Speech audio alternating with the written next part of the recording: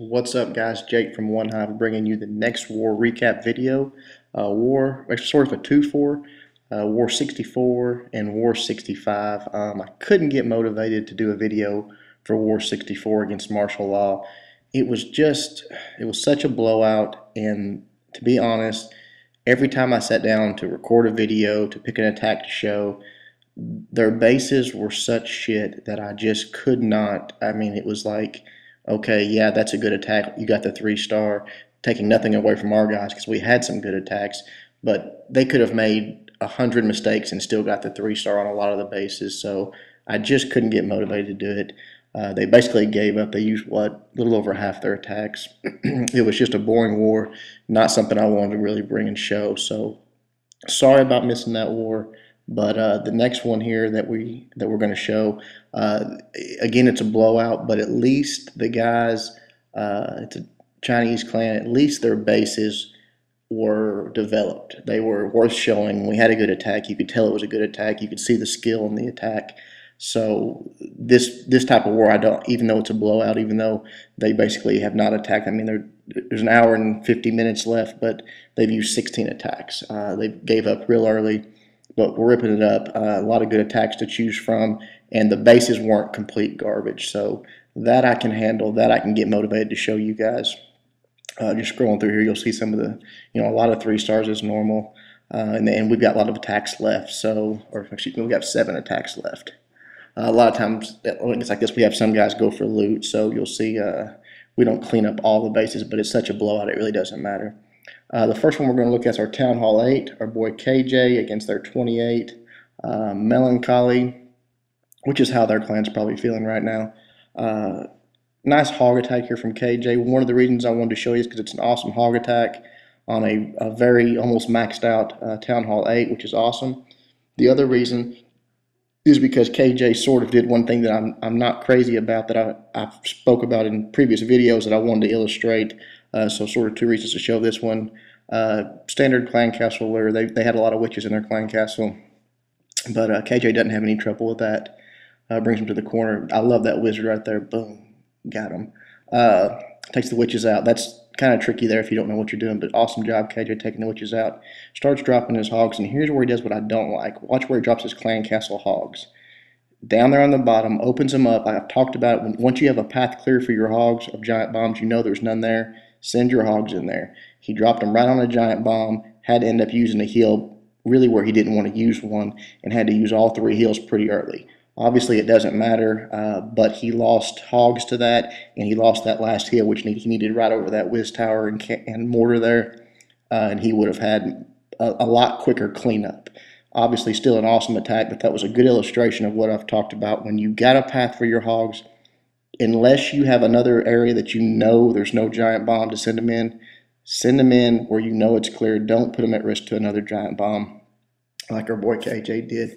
But he still gets the job done. You see his king come over, take out his remaining barb king, which is the only thing that was left.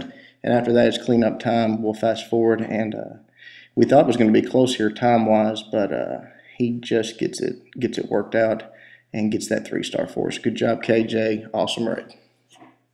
We'll stop for a drink. All right, moving on. The next one is Town Hall 9 attack by our boy Sir Scaper. And I wanted to show this one again to illustrate something that we've talked about in previous videos. It sort of goes back to our video on dragloon, focusing on Town Hall 8s, but here you'll see the same principles used in the Town Hall 9. We're going to stop so you can see this base before he starts. Again, you remember what we talked about there. You've got the layers. You've got the first layer. You've got the second layer. And then you've got the core you want to get to, okay? The 2 buildings that matter that can make your loons stray are obviously this cannon and this archer tower. If you drop your loons before those go down, they're going to wrap around the base either side, and you're not going to get this 3-star. But Scaper obviously watched the video and obviously knows how to do this, because he takes both those out, drops his loons, they go straight for the core and take out the back 3 air defenses for him. The dragons get the first one, but the reason he got this 3-star is the way he funneled his loons, got him in the core. And if Town Hall 9s bunch up their air defenses like this, you can treat it just like a Town Hall 8 if you're Town Hall 9. Most Town Hall 9s will not have their, or most that I see don't have their air defenses bunched up in a core like that. They tend to have more of a spread. But you'll see here what we're talking about. He starts his dragon funnel, drops his king on the end there to help cap that end and force everything in the middle. And right here, after this cannon goes down, right there, boom, it's down. Here comes the Kind Castle. Here comes his loons. And you can see they're going straight for the core. They pick up this first raid, which was placed perfectly with a heal to keep his dragons up while he was taking out their Clan Castle troops. And you'll see right here, all those balloons get that rage. He keeps his balloons raged. He's not even focusing on his dragons at this point. He knows that the balloons are what's going to take out the AD and get this 3-star for him. Even there on the back end, that last AD, boom, rage, perfect spell placement all around. And at this point, he's got 1, 2, 3, 4 towers left. No way, and he's still got balloons up. There's no way he doesn't get this 3-star here. Just absolutely wreck that base because he funneled his balloons to the core. Awesome job by Surfscaper, showing you guys that the fundamentals that we covered at Town Hall 8, you just build on that. It still applies at Town Hall 9 if the base calls for it. So excellent, excellent raid there with dragons and loons. The last raid we're going to look at, obviously, is our Town Hall 10. Our girl Brandy, want to give her a shout out. She just had knee surgery. Everything went well, but she's recovering. So get well soon, Brandy. But it did not stop her from wrecking their number 4. Yashiro. This Town Hall 10, she just takes it apart. Love this right here. Look at this. Brandy's been watching the videos too. 1-for-1 trade on that archer tower with a loon. Do it every time. Nothing there to stop it. That's the cheapest way you can take out a tower. Then simply a Clan Castle lure here that she's going to pull over to the corner. We'll stop and get a drink of beer while the boring stuff happens. All right, Dragon in the Clan Castle, but that's no big deal. She drops her Clan Castle and a few DPS troops to help clean it up. Takes them a minute, and we're actually going to move away from it while they continue to clean it up there.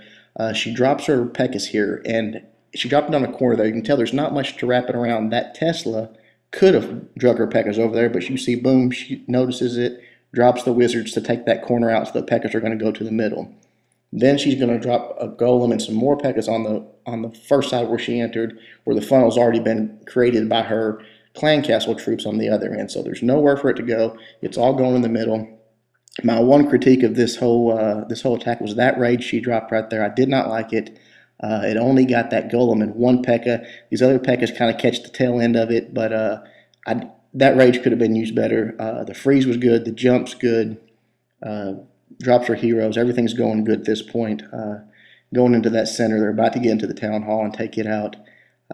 There comes a point here in just a moment. That rage was good.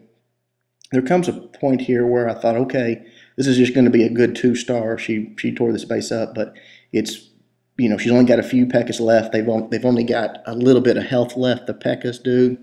But then and that was a good freeze there. You see here, though, where the power of these level 40 heroes come in. This level 40 queen basically just takes over at this point.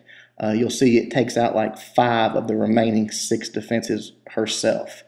She does a good job holding on to that queen's ability, and when she turns it loose at level 40, it is just devastating. I mean, that takes out that wall in like 2 shots, and that's what got her that 3-star. So awesome job, Brandy. Awesome raid there, and good job to everyone this war. A lot of attacks. You guys make it easy on me and hard on me at the same time. It's easy to find attacks to show that are just awesome 3-star attacks. It's hard to decide which ones to show. I try to spread it around, let everybody get a little bit of attention. You can see we're back on the winning track. This is going to be our 5th win in a row. So just great job to everybody. Keep up the good work. And as always, this is Jake from OneHive reminding you guys to suck less.